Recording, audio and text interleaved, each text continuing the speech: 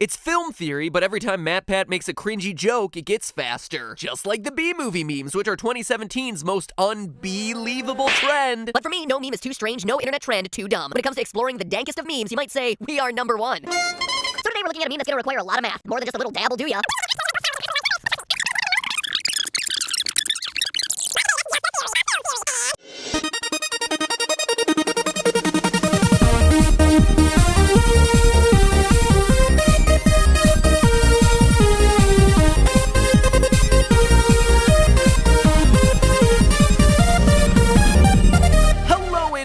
Welcome to Film Theory, where, let's face it, it's early in the year and all the most theorizable new movies aren't coming out for a couple of months. And sure, while I'm just as excited for 50 Shades Darker as the next guy, the most exciting things to be talking about these days are internet trends. But not just any internet trends about movies. Internet trends about really bad movies where Jerry Seinfeld is a bee trying to get it on with a human. You coming? Got everything? Yes, my friends, today is an A-plus theory about the Bee movie. Or rather, a theory on the ultimate meme that took YouTube by storm over the last couple months. Now, I know you've seen it because of the weird ways YouTube forces you to watch stuff like this. The entire movie without the bees. Or when they say bee, the video speeds up. But then it started to go off the rails as the meta-ness of this started to spiral in on itself and more memes got looped in. Kind of like a Sharknado. It just became a parody of itself. Suddenly, we started to see things like, and mind you, this is an actual video on YouTube that was actually edited together by someone, the Bee movie trailer, but every time they say B, it's We Are Number One. But every time it says one, it's the Legend 27 commercial, but for every third the Legend 27 commercial, its bass is boosted beyond comprehension, but the second to last one in every We Are Number One is replaced by Bren Daniel reading the entire B movie script. Also, the fourth We Are Number One is the Dank edition. And you would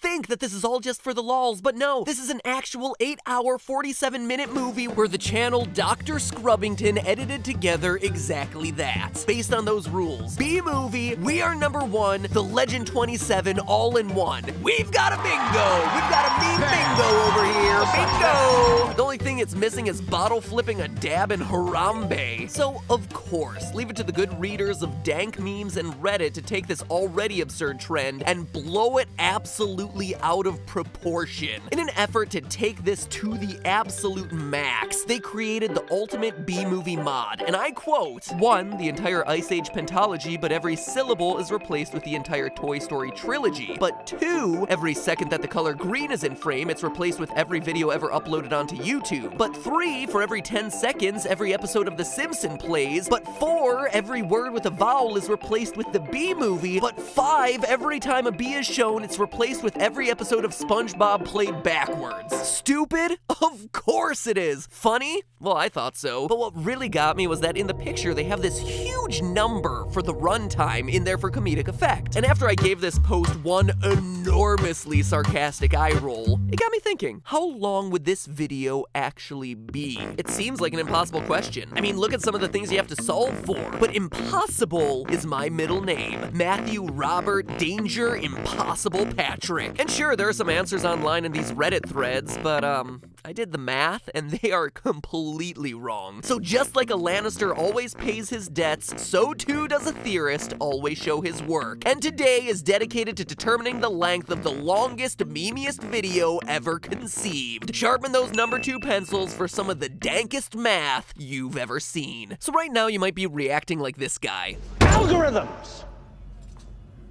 Math! But here's the good news. Although this sounds really complicated, the math we can use to solve it all isn't hard. It's just a bunch of multiplication. Since we're just replacing something from one show or movie with something else, if we can calculate the number of times each replacement action happens, we can use good old multiplication to go from the inside out. Parentheses within parentheses within parentheses. Parentheses for when math gets meta. So as long as we're keeping track of our units, we should be fine. The bad news though is that we're gonna be getting into the territory of really scarily large numbers. But hey, you can put a lot of big numbers into the TI-83. Silver edition, of course, so we should be fine. Growing up, we didn't have enough money to buy the silver edition calculator. I was always really jealous of everyone who had it. Talk about your hashtag first world problems. Hey, but real talk, that one came preloaded with games, which was pretty sweet. right? Now, starting at the end of the prompt and working our way backwards makes the most sense because it has the simplest parameters. So to begin, we turn to the overlord of memedom himself, SpongeBob SquarePants. The original meme stipulates that the episodes of SpongeBob be played backwards, but as long as we're playing them at a standard speed, it's not going to change how long they are, so it's an easy number to find. At the time of this recording, we've been asked about the resident of a pineapple under the sea 205 times in all. Take out all the commercial breaks, and each episode is going to clock in at about 22 minutes or 1,320 seconds. The total time for the whole series then figures out to be 270,600 seconds, meaning that if you can give up sleep, work, school, and the toilet, you can actually catch up with the entirety of SpongeBob's misadventures in a little over 3 days straight. Spoiler alert, you still won't know the Krabby Patty's secret formula, but you might just get a chuckle out of the fact that Mr. Krabs lives in a place called Bikini Bottom. Get it?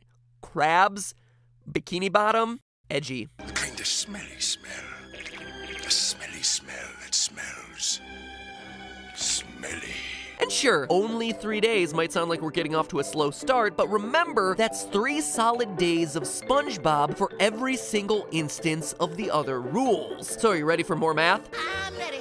I'm ready. I'm ready. I figured you might be. Let's continue. The next layer outward is the B-movie rule. We play those SpongeBob SquarePants episodes every time we see a bee in the B-movie. Now, in a shocking development, there are actually a lot of bees in the B-movie. But here's where we have to start interpreting the meme a little bit. What does it mean by every time we see a bee? One run-through of SpongeBob for every bee in every frame? That seems a bit like overkill. Instead, I opted for a slightly more conservative approach. Every second, a bee was in the frame throughout the movie. The runtime of B-movie, if you cut out all the credits and the DreamWorks stuff at the beginning, is 82 minutes and 4 seconds. B-movie without the bees, on the other hand, is a paltry 12 minutes and 28 seconds, meaning that there are 69 minutes and 36 seconds worth of pervy bees looking to have an interspecies romance. And thank you so much again for before. Oh, that? Yeah. Oh, that was nothing. Well, not nothing, but anyway. 69 minutes. I see what you did there. Completely by coincidence, B-movie. I mean, what's the deal with bees trying to get it on with human women? Who thought that would be a good idea at the box office? Am I right? Jerry Seinfeld? The guy who called YouTube the garbage can of content? It's thanks to us that anyone even cares about that stupid movie of yours. Go have more coffee with comedians in cars. Anyway, that puts us at 7,136 seconds or 7,136 times that we're gonna have to play all those SpongeBob episodes all the way through. Well, actually, it's 7,136 runs of every SpongeBob episode for every one of our next rule. Every single episode of The Simpsons, but every word spoken that contains a vowel being replaced with the B-movie, which is yada yada yada. That's another Seinfeld thing, you get the point by now. The Simpsons is currently in the midst of its 28th season and has aired 609 different episodes. So, how many cromulent words and big in each episode of The Simpsons? Well, we studied the transcripts of a few different Simpsons episodes, including ones with wordless montages like Last Exit to Springfield, as well as those with a lot of dialogue like Homie the Clown. The average number of words per Simpsons script was about 2,145. And because most words have a vowel in there somewhere, we just assumed that it was 100%. So, 2,145 times 609 episodes means 1.3 million words over the course of those 609 episodes. In other words, that's 1.3 million times we'd have to repeat all the previous conditions. Don't have a cow. And now we get to the big one, the runtime of all the videos ever uploaded to YouTube. You'd think, as someone who's lived and breathed YouTube for years now, that I'd have the inside track on this one, but no, this one I actually have to calculate out. YouTube keeps a lot of stats close to its chest, but using previously talked about statistics can get us a pretty darn good estimate. Projections from late 2015 claim that YouTube had 500 hours of video uploaded every minute, which would likely be even higher now with YouTube's continued growth. So if you take previous announcements from YouTube on its yearly upload rates, with my personal favorite being 2012's YouTube April Fool's video, which stated An hour of video is uploaded to YouTube every second. Wow, an hour a second? Oh my god, it's nearly 10 times that 5 years later. That is insane! And most of those minutes are B-movie memes, or 1,000-degree knife videos. Ooh, what's it gonna cut through this time? Oh, I bet it cuts through the shoe. Yeah, it cut through the shoe. Ooh, I bet it cuts through the ice. Wow, a hot knife melted ice, no duh. Speaking of 1,000-degree knife videos, it's like the only trend that's not being covered in this video. Get with it, 1,000-degree knife videos. Become meme-ish. Anyway, by using this graph and similar ones that list off average bulk time of video uploaded to YouTube, YouTube every hour broken down by the year, you get over 630 million hours of video that have ever been uploaded to YouTube. And since we're measuring it in seconds, well, yeah, you should probably just stop thinking about the raw numbers at this point and instead think about Keyboard Cat, one of the greatest talents to ever appear on this site across those 630 million plus hours. Next step to Toy Story and beyond. The 3 Toy Story movies have a total runtime of 4 hours, 36 minutes, and 40 scenes that kick you right in the feels. So that's a total runtime of 16,561 seconds. Now the rule here is that for every one of those seconds in which the color green is visible in the frame, this supersized meme repeats all the previously mentioned steps. And it's here that I have to make a bit of a confession. Forgive me, internet, for I have sinned. I didn't study all 397,464 frames of all 3 Toy Story movies. Because honestly, that's what it would take with 24 frames per second and 16,561 seconds of movie. It's nearly 400,000 frames to explore. It just can't be done. But what I did do is take selected clips from each of the 3 movies, slow them down, and determine what percentage of time green was visible. It averaged out to be a staggering 84.6% of the time. And it makes a lot of sense when you think about it. Buzz has green on him, Rex is green, the army men are green, the aliens are green, the furniture's green, all the outdoor scenes with trees and grass are green, Sid's eyes are green. There is a lot of green in these movies, especially for Pixar. Am I right? Cha-ching! But seriously, that's why they're creating a 4th Toy Story movie, right? Shameless cash grab? I like money. Anywho, I digress. 16,561 seconds times 84.6% of seconds with green in them rounds out to 14,011 seconds in which the color green is in frame throughout the Toy Story trilogy. Oh, we are almost there, guys. And last, but certainly not least, we have the Ice Age movies. Everything we've calculated so far is repeated for every single syllable in all 5. Wait, 5? There have been 5 Ice Age movies? Man! I missed a couple of those. Alright, so every syllable in each Ice Age movie forces us to repeat everything we've calculated so far. When I first started working on this episode, I thought for sure that this one would be the hardest one to calculate, but I was surprisingly able to get a pretty exact calculation by taking the transcripts, spoken dialogue only, for each of the 5 movies, cutting it into manageable pieces, and then running it through an automated syllable counter. Granted, the syllable counter couldn't recognize a few words, like scrat, but it did give us the otherwise reasonable count of 34,085 syllables across the 5 movies. Oh, and with that, it's time to recap. We have the 270,600 seconds of SpongeBob footage repeated 7,136 times for every second of visible B's in B movie, which is shown once for every one of the 1,306,105 words spoken with a vowel in the Simpsons canon.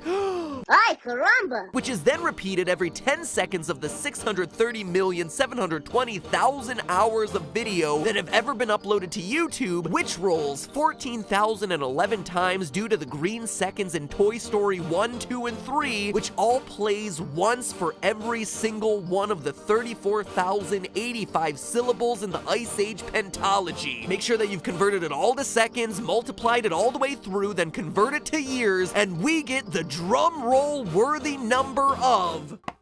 I said, the drum roll worthy number of... God. Seriously, where's the drum roll? What? Are you kidding me? Well, can we at least get like a, I don't know, dramatic horn blow or something? What? Are you, fine, if that's the best we can do, fine. The dramatic slide whistle worthy number of...